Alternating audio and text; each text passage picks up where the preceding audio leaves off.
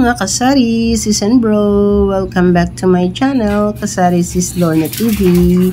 For today's video ay share ko sa inyo ang laki ng itinaas ng aking business permit for the year 2025. Last year, 2024, ang binayaran ko lamang ay nasa 21,963. Pero this year ay napakalaki po nang nadagdag sa aking bayarin. So today, January 6, 2025, ay nandito ako sa aming City Hall, ang Las Piñas City Hall, para mag-renew ng aking business permit. First Monday of January 2025 ay naisipan ko nang mag-renew na agad ng aking business permit. Kasi sa mga ganitong petsa ay medyo konti pa ang tao, so wala pang rush. At ang system ay medyo one-stop payment pa. So makukuha mo na agad ang iyong business permit within the day once na nabayaran mo na ito. Kaya para sa akin ay mas mainam na magbayad na ng business permit mga first week ng January para makaiwas sa mahabang pila. At since may pambayad naman, dahil napag-ipunan ko naman within 1 year ang aking pambayad, ay go na at magbayad na tayo.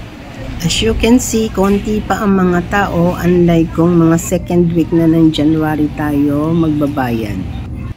Yan, after ko mag-fill up ng renewal form, ay bibigay ko na ito sa counter at nang ma-assess na ang aking bayarin. So, waiting tayo na maibigay or magtawag ang ating pangalan.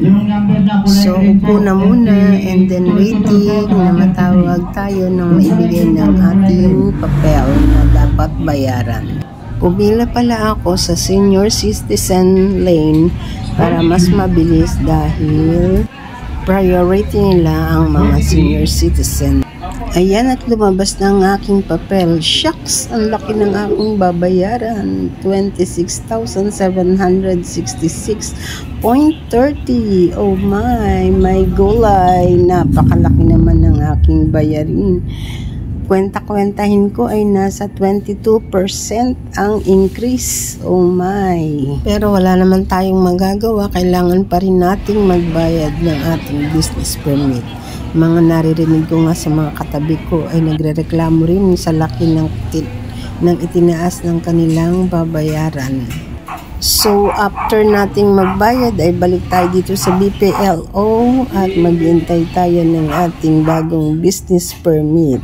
Ayan na po, at na-receive na natin ang ating bagong business permit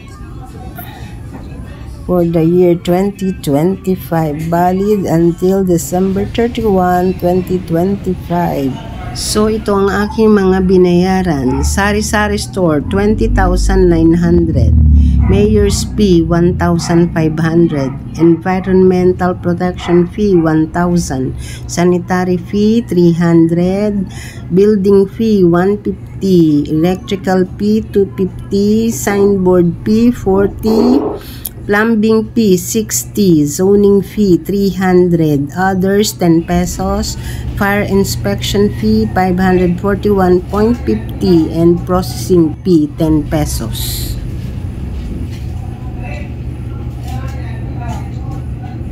Yan po ang ating resibo. Barangay clearance, 200.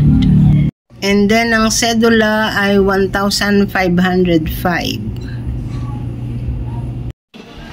For a total of 26,766.30. So, hanggang dito na lang mga kasari, sis and bro.